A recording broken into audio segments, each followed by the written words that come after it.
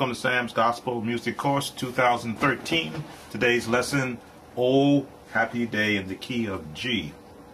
As you know, we start off all our lessons first with a warm-up exercise, which are the scales. Now we're in the key of G, and for those of you that have the workbook, which was downloaded from www.samsmusic.com, in the workbook I have the scale charts for every key. For the key of G, you have the fingering for 2 octaves. This is just a warm-up for both our fingers. We're going to do the left hand and the right hand, starting with the right hand first. Now, middle C, of course, is in the middle of your keyboard, your piano, your organ, whichever device you're actually practicing on. We're going to be starting on the G below middle C. So if you can match that tone to your keyboard, or to whichever, again, device you're using, we want to start our scale practice on the G below middle C.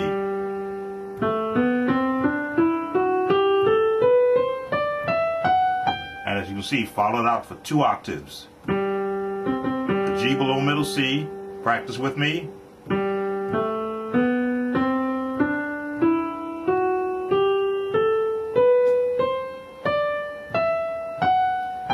And we'll stop. Let's go backwards. Again, 2 octaves down.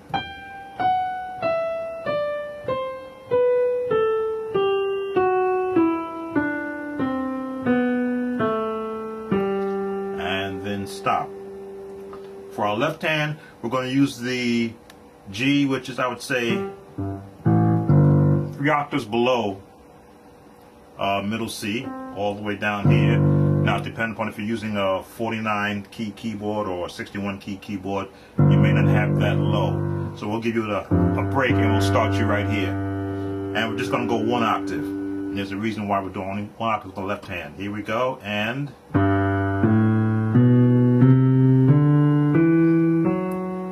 we'll stop right there, and then 1 octave back.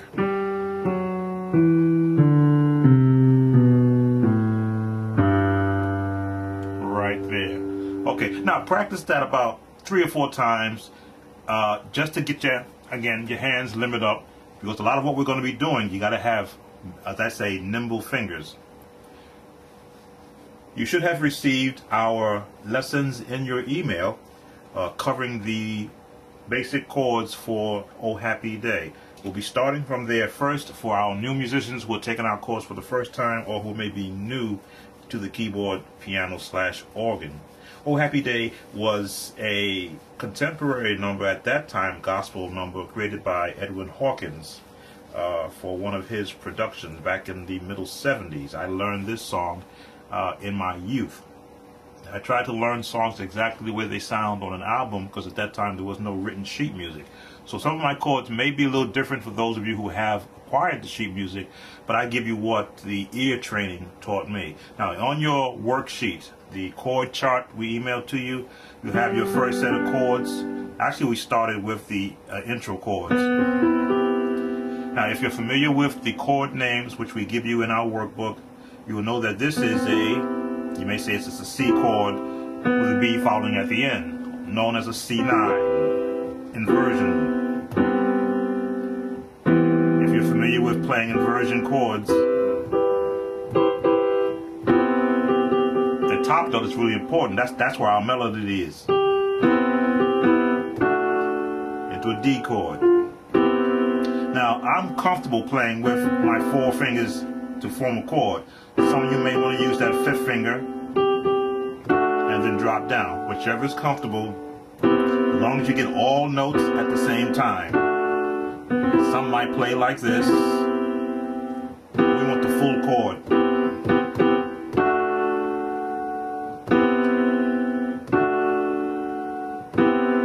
These are written out for you in the chord chart, showing you the actual pitch of a keyboard and the notes that you're playing. We give you the bass also.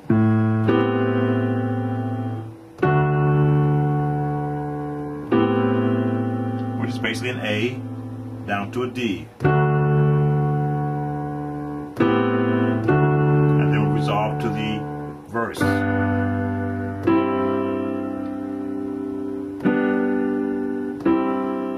Now, if you look further in that chord chart, at the very end, we give you the running bass.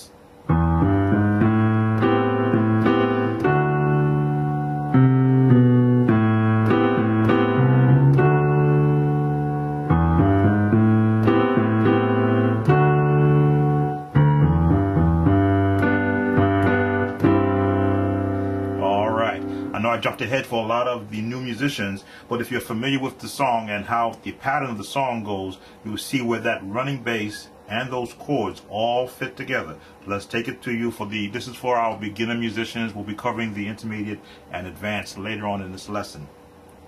Okay, here's our first chord with our bass.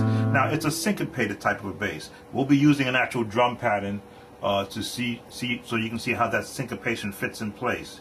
But you're going to hit the bass, and then your chord. So they syncopate. Bass, chord,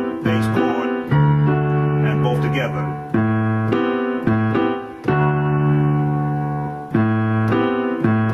And then down together.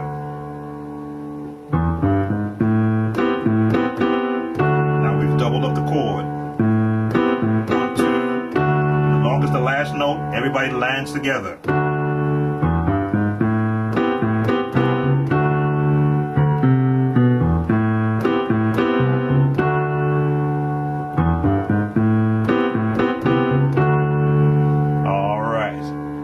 That, come back to the video. These are our new musicians. Alright, you got that part of it down. You got the syncopation down, I hope. If not, please review. We're continuing with Old Happy Day, which is the whole meat of the song. Again, you see that syncopation?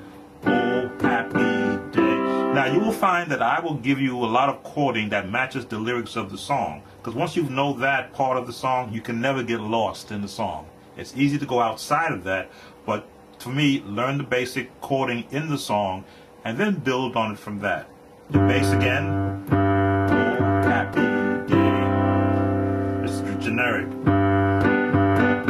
Now there's our change chord, which, if depending upon which family of chords you're looking at, in our chord book you'll see that as a C plus 5. The fifth note, 1, 2, 3, 4, 5, is being taken half a step up to the A flat, inversion. That's a very good transition chord to get you out of that, to take you to what we just practiced. You see how easy that is? And back to.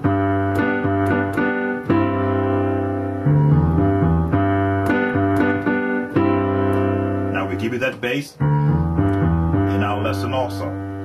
Alright, let's review. Beginning.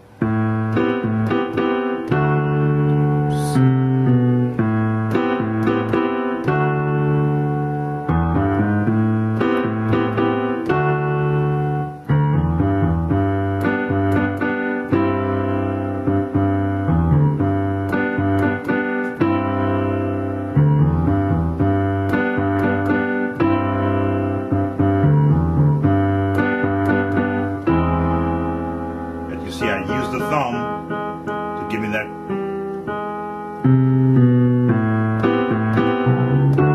Alright, you know what the rest is right there. Practice that, come back and continue with the video. Alright, we've got the intro now, we've got the Old Happy Day part. Now we're going to get you to the chorus part. So we've come out of back to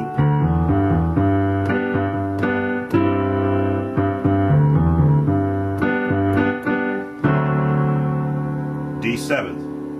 What makes it a D7th? 1, 2, 3, 4, 5.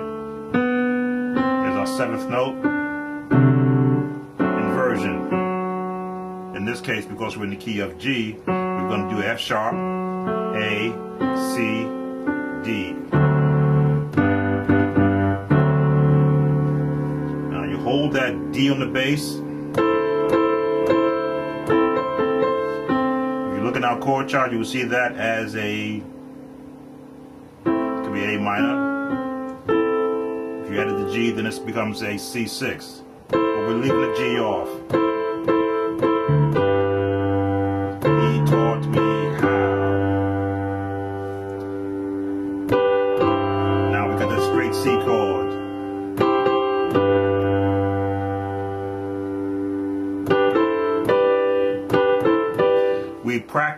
we ask you rather to practice your chord inversions in every key so that you will know how to jump.